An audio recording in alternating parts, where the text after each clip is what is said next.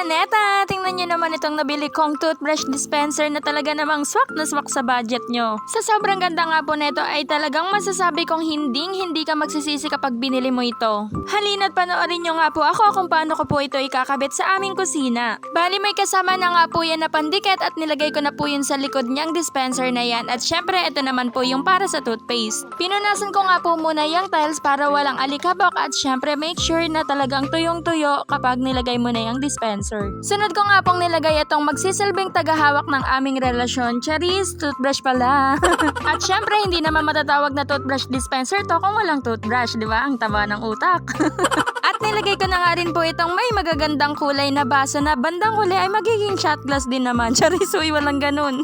Paubos na rin po pala yung Colgate namin kaya ayan, napabili ako ng bago at syempre tingnan nyo naman ang kapilyuhan ni Venus.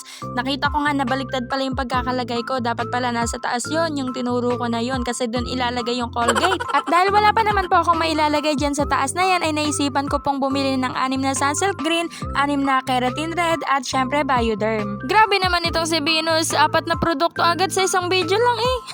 At kung napapaisip nga po kayo na 3 lang naman kami dito sa bahay pero ang daming toothbrush, ine-explain ko na po ngayon yung 4 po dyan sa gitna ay sa akin po.